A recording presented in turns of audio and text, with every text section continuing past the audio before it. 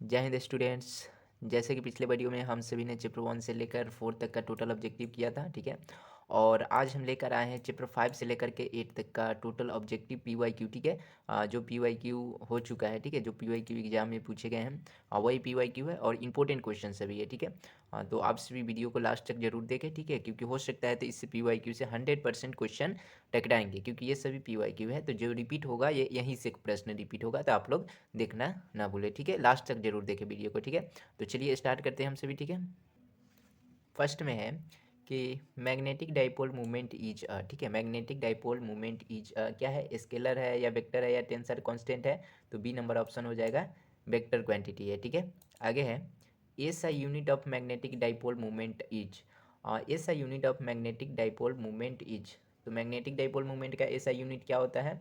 Ampere metre square, ठीक है। ए number option हो जाएगा। आगे है कि बार मैग्नेट हैज। अब देखिए बार मैग्नेट हैज, तो बार मैग्नेट हैज कितना पोल होता है इसके पास, ठीक है। तो दो होता है, ठीक, दो। एक नॉर्थ पोल होता है, ठीक है, और एक साउथ पोल होता है, ठीक है। आगे है कि earth behaves like. Earth behaves like, तो अर्थ किसके लाइक बिहेव करता है? तो मैग्नेटिक डाइपोल के बिहेव लाइक करता है, ठीक है। आगे है कि neutral point is where magnetic field is. अब देखो जहाँ न्यूट्रल पॉइंट होता है, ठीक है, वहाँ मैग्नेटिक फील्ड क्या होता है? तो जीरो होता है, ठीक है। सी नंबर ऑप्शन हो जाएगा। आगे है कि मैग्नेटिक सस्पिबिलिटी इज। अब देखो मैग्नेटिक सस्पिबिलिटी क्या होता है? तो ये स्केलर क्वांटिटी होता है, ठीक है। ए नंबर ऑप्शन हो जाएगा। आगे है कि फेरोमैग्नेटिक सब्सटेंस एग्जाम्पल, ठीक है। अब देखो फेरोमैग्नेटिक सब्सटेंस का इसमें एग्जाम्पल कौन सा हो जाएगा? तो आयरन हो जाएगा, ठीक है, आयरन हो जाएगा। आगे है डाईमैग्नेटिक सब्सटेंस आर। अब डाईमैग्नेटिक सब्सटेंस जो होता है वो क्या होता है? रिपेल्ड होता है, एक दूसरे को दूर करता है, ठीक है। आगे है कि Curie temperature is related to. अब देखो क्यूरी टेम्परेचर जो होता है किससे रिलेटेड होता है? तो सी नंबर ऑप्शन हो जाएगा, फेरोमैग्नेटिज्म से रिलेटेड होता है, ठीक है। आगे है कि magnetic field lines are. Magnetic field lines जो होता है वो क्या होता है? क्लोज कर्व्स होता है, ठीक है, क्लोज कर्व्स होता है। ए नंबर ऑप्शन हो जाएगा, ठीक है। ये सभी पी वाई क्यू है, ठीक है, सभी पी वाई क्यू है। तो वीडियो को लास्ट तक जरूर देखें, ठीक है, क्वेश्चन यहीं से आएंगे, ठीक। आगे है कि फ्राडेज लॉ इज रिलेटेड टू, ठीक है। फ्राडेज लॉ इज रिलेटेड टू, किससे रिलेट करता है फ्राडेज लॉ? तो इंडक्शन से होता है। बी नंबर ऑप्शन हो जाएगा, ठीक है। आगे है unit of induced EMF is.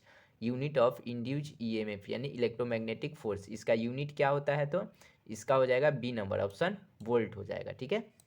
आगे है लेंज लॉ ऑफ वे। अब देखो लेंज लॉ ऑफ वे क्या, लेंज लॉ किस चीज़ को अवे करता है? तो इनर्जी कंजर्वेशन को अवे करता है, ठीक है। ए नंबर ऑप्शन हो जाएगा। आगे है सेल्फ इंडक्शन डिपेंड ऑन, ठीक है, self induction depend on. Self induction किस पे डिपेंड होता है? तो जियोमेट्री, ठीक है, जियोमेट्री। आगे है यूनिट ऑफ इंडक्शन इज, ठीक है, इंडक्शन का यूनिट क्या होता है? तो सी नंबर हेनरी हो जाएगा, ठीक है।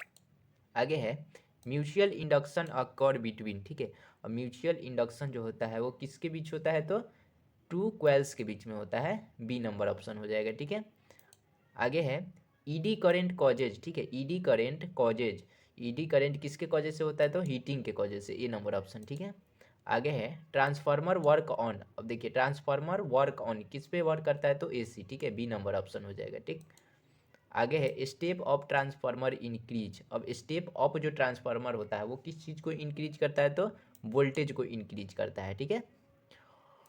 आगे है magnetic flux is measured in. Magnetic flux जो होता है किस चीज़ में मेजर किया जाता है? तो वेबर में। बी नंबर ऑप्शन हो जाएगा, ठीक है। आगे है AC voltage varies with time as. AC voltage जो है वेरीज विथ टाइम एज, इसका क्या हो जाएगा? इसका हो जाएगा सी नंबर ऑप्शन, सिनुसोइडल, ठीक है।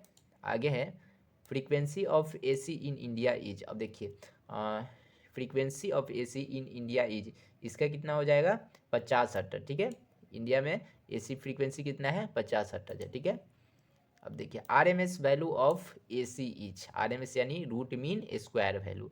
अब देखिए ए सी में, ठीक है, अल्टरनेट करंट में रूट मीन स्क्वायर वैल्यू कितना होता है? ठीक है, वही बताना है। तो हो जाएगा पिक बाय √2 हो जाएगा, ठीक है।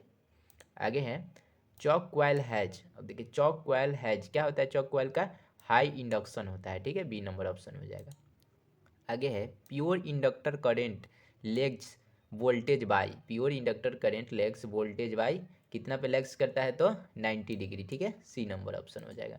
आगे है power factor lies between, power factor lies between किसके बीच करता है लाइज, 0 से लेकर 1 तक, ठीक है, ए नंबर ऑप्शन।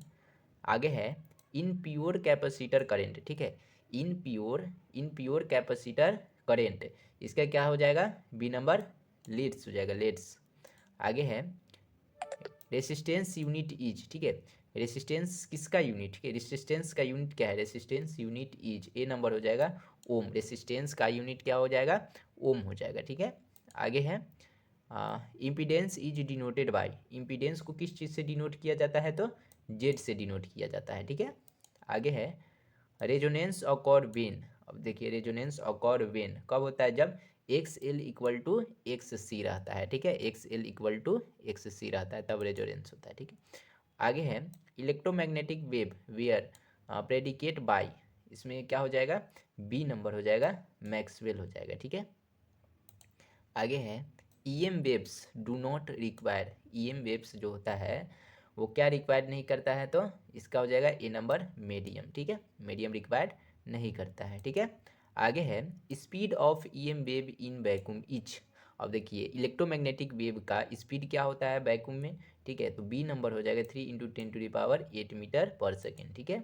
आगे है कि wavelength is inversely proportional to, wavelength जो होता है इन्वर्सली प्रोपोर्शनल होता है किसके तो फ्रीक्वेंसी